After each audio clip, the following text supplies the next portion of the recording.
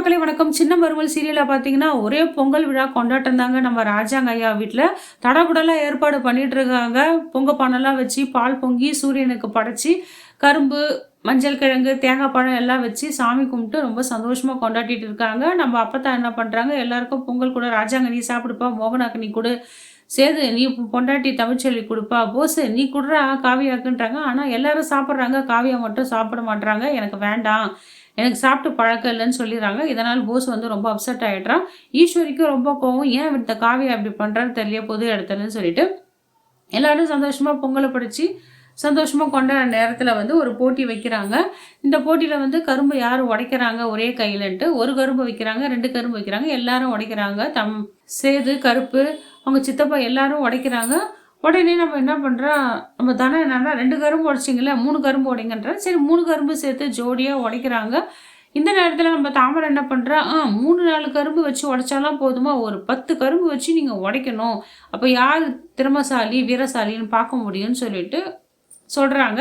இதுல ஒரு ட்விஸ்ட் எப்படியோ உடைச்சு நம்ம தமிழுக்கு எதனாலும் ஆகணும். இதனால நம்ம சேதுக்கு எதனா ஆகணும்னு பிளான் பண்ணி தான் அந்த தாமரை சொல்றாங்க. ஒரு கட்டு கரும்பு வச்சு உடையனா நம்ம சேதுவால உடைக்க முடியல. உடனே நம்ம ராஜாங்க என்னன்றாரு, ஏம்மா தாமரை இந்த கரும்பை வந்து கையால உடைக்கலான்னு காலால உடைக்கல. 2 பேரும் சேர்ந்து உடைக்கலாமான்னு கேட்குறாங்க. மாமா இதெல்லாம் உடைக்கவே முடியாது. வாய்ப்பே இல்லைன்னு சொல்றாங்க. ஏன் முடியாது? நானும் என் பையனும் உடைக்கிறோமேன்னு சொல்லிட்டு சவாலுக்கு ரெடியான ராஜாங்க என்ன பண்றாரு, அந்த கரும்பு கட்டை உடைச்சிடுறாரு. அப்பாவும் பையனும் சேர்ந்து உடைச்சிடுறாங்க. இதனால மூக்கொடைஞ்சு போறாங்க இந்த தாமரை. கருப்பும் அவங்க சித்தப்பாவுமே உடைக்க பார்க்குறாங்க. அந்த நேரத்தில் அவங்களுக்கு கை அடிபட்டுருது. இதனால ரொம்ப மனசு உடைஞ்சு போயிடுறாங்க. எல்லாரும் சந்தோஷமா இருக்காங்க. தமிழ்ச்செல்வி வந்து இதெல்லாம் தேவையில்லாத வேலை, எதுக்கு இந்த வேலைலாம் அவர் பண்ணிட்டு இருக்காரு, கையில என்ன அடிபட்டுச்சுன்னா என்ன ஆகும்னு சொல்லிட்டு சேதுவை திட்டிட்டு இருக்காங்க.